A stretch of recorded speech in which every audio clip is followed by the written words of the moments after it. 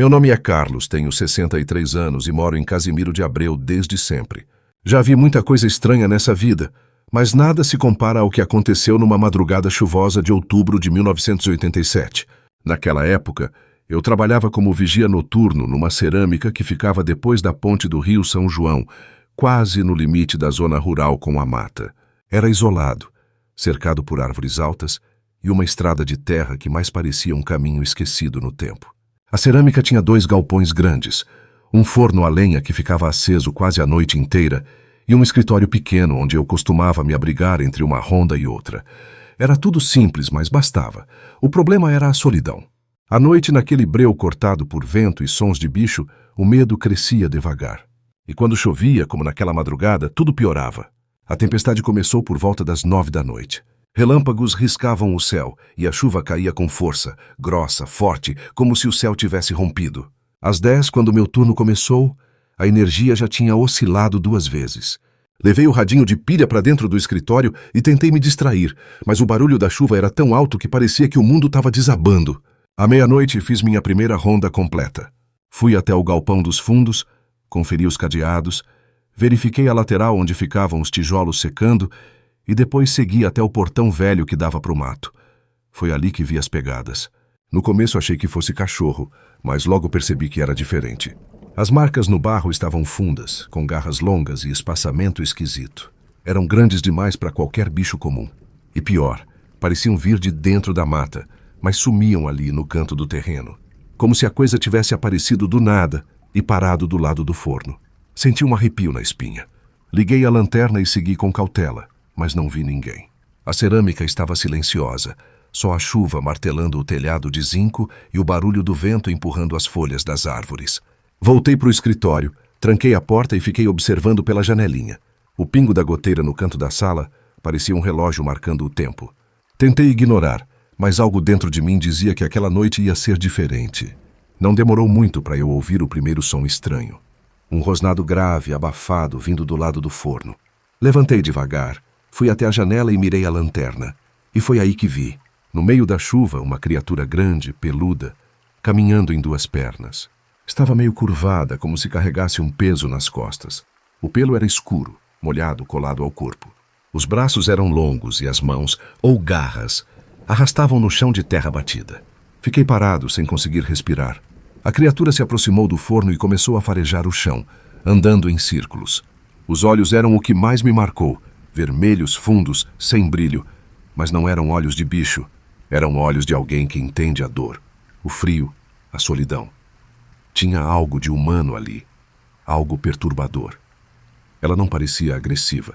Andava devagar, como se procurasse algo perdido.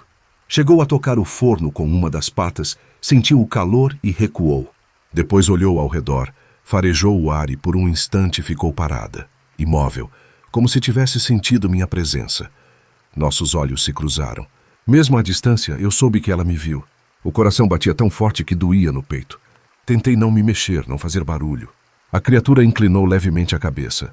Soltou um som entre uivo e gemido e se virou, desaparecendo de volta no mato por onde tinha vindo. Fiquei horas sem sair do lugar. A chuva continuava e eu só conseguia olhar para a porta, esperando algo bater, invadir, terminar o que começou. Mas nada aconteceu. Quando o dia amanheceu, saí com cuidado. As pegadas ainda estavam lá, misturadas à lama. Algumas levavam de volta para a mata. Outras simplesmente sumiam no meio do barro. Nunca contei isso para ninguém além da minha esposa, e ela só acreditou porque me viu chegar em casa branco, com o corpo tremendo. Nunca mais voltei àquele lugar depois que larguei o serviço meses depois. Mas até hoje, quando a chuva cai pesada e o vento uiva pelas frestas da janela, eu me lembro daqueles olhos. E sei que aquilo continua por aí, na mata, esperando outra noite como aquela. Nunca mais voltei naquela cerâmica depois que larguei o serviço. Pedi demissão uns meses depois daquela noite, arrumei outro emprego e segui a vida. Por fora parecia tudo normal, mas por dentro eu não era mais o mesmo. Dormia mal, evitava passar perto de mata fechada, e toda vez que chovia forte, o corpo todo ficava em alerta. Parecia que aquilo tinha entrado em mim de um jeito que não tinha volta. Em 1993, 6 anos depois, eu já estava dirigindo o caminhão. Fazia rota entre Casimiro de Abreu e Nova Friburgo, carregando carga leve, geralmente papelão e material de feira. Era um trabalho tranquilo, até certo ponto, mas naquela semana a chuva não dava trégua. Desde segunda-feira o tempo estava fechado. Céu escuro, trovão à tarde e um cheiro constante de terra molhada. E foi numa sexta-feira à noite, do nada, que a coisa voltou. A estrada principal tinha desmoronado por causa da chuva. Me mandaram pegar um desvio passando por dentro de um antigo ramal rural, justamente o caminho onde ficava a cerâmica. Eu não sabia. Só fui perceber quando passei pela curva do morro e vi, no fundo da encosta, os restos da estrutura coberta pelo mato. O forno ainda estava lá, rachado, coberto de limo e musgo, mas de pé. Os galpões estavam desabando, a cerca tomada pelo matagal. Era como ver um pedaço da minha vida que eu tinha enterrado à força. O coração começou a bater mais forte e a chuva apertou. Tentei acelerar, mas a estrada de barro estava escorregadia. Uns 100 metros depois, o caminhão patinou e afundou a roda dianteira no lamaçal do acostamento. Desci para tentar sair dali, mas foi inútil. A lama grudava até o joelho e a chuva só aumentava. O céu parecia pesar sobre minha cabeça.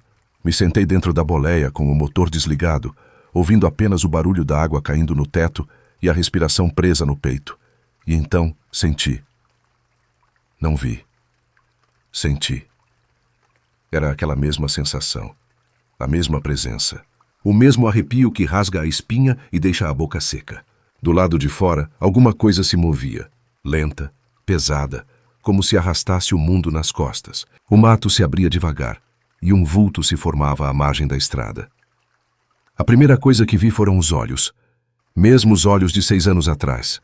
Vermelhos, fundos, tristes. Depois o resto da criatura apareceu. Alta, peluda, curvada, as garras pendendo como galhos mortos. Mas não havia raiva. Havia silêncio. Um silêncio tão denso que abafava até a chuva. Ela me olhava, imóvel, como se reconhecesse, como se estivesse esperando. Pensei em ligar o motor, mas não consegui. As mãos tremiam. Só conseguia encarar aquela coisa parada no barro, respirando devagar, como se estivesse cansada. Cansada do mundo, de si mesma, ou de carregar uma maldição que nem ela entendia mais. Ficamos assim por um tempo que não sei medir. Depois, sem aviso, a criatura virou-se e caminhou em direção ao forno antigo. Encostou a mão, ou o que parecia uma mão, na parede de tijolos rachados e ficou ali, como se estivesse lembrando de algo.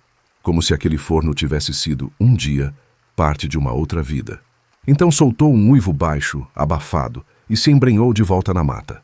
O barulho da chuva voltou como se alguém tivesse tirado o som do mudo. Meu corpo inteiro estava molhado de suor frio. Só consegui respirar quando o vulto desapareceu entre as árvores. Horas depois, um trator da prefeitura passou por ali.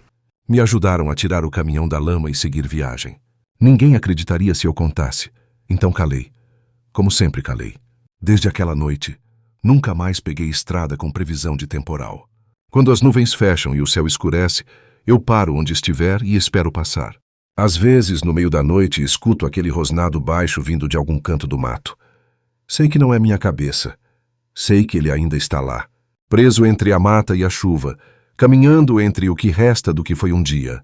Tem gente que diz que lobisomem é invenção, história para assustar. Eu não discuto. Só aviso. Se você estiver passando por Casimiro de Abreu numa noite de chuva e sentir um arrepio que vem do chão, não olhe para o mato. Não pare o carro. Não acenda a lanterna. Porque se ele te vir, ele vai lembrar de você. E vai esperar a próxima chuva para voltar.